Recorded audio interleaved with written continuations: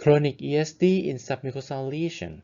Chronic vascular ectasia, a compelling mimicry of submucosal tumor. We have no disclosures.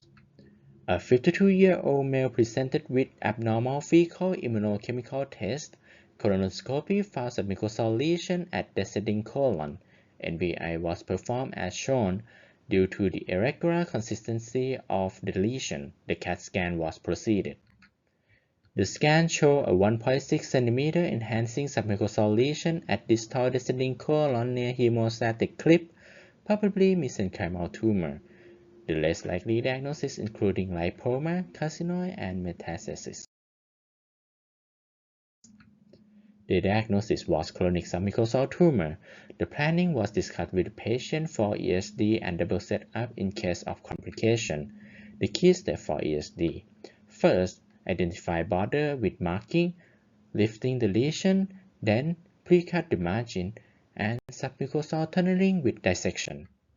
We place the patient in lithotomy position. The screens of laparoscope and colonoscope were placed at left side of the patient. We use regular colonoscope with dual knife J 1.5 mm high frequency device with the setting as shown in cutting mode effect 2, duration 3, interval 3, and coagulation mode effect 4, force coag. Initially, the identification of the lesion and its border at the descending colon was accomplished using a diluted indigo carmine solution. Subsequently, marking for the pre-cut was conducted with a dual knife in coagulation mode. To facilitate the submucosal space maintenance, the lesion was elevated using gelofuscin combined with adrenaline and indigo carmine. The pre-cut procedure was executed utilizing the cutting mode.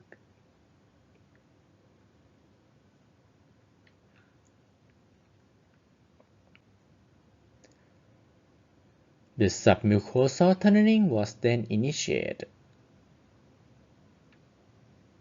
employing the cutting mode and transitioning to coagulation mode when addressing visible vessels.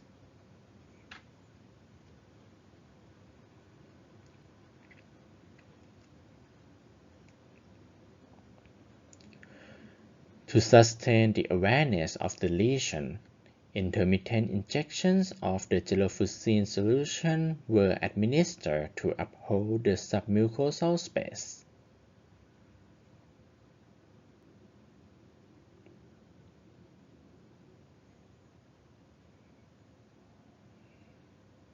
The dissection was carried out comprehensively and meticulously.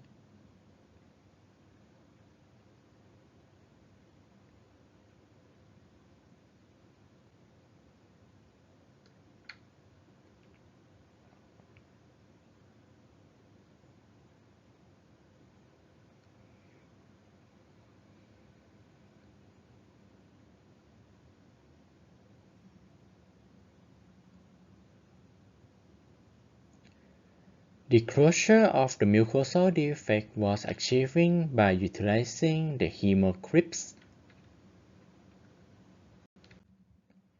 Here are the specimens.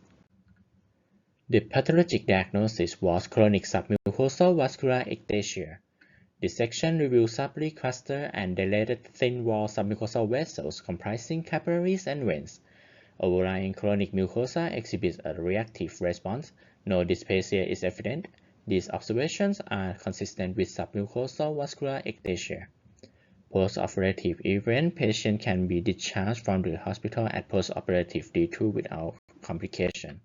In summary, chronic vascular ectasia represents an etiology of lower gastrointestinal hemorrhage or occult bleeding. While ESD is viable treatment, proficiency in technique necessitates overcoming a learning curve. In instance of uncertainty regarding submucosal lesions, multidisciplinary discussions can facilitate the identification of an appropriate solution. Thank you for your attention.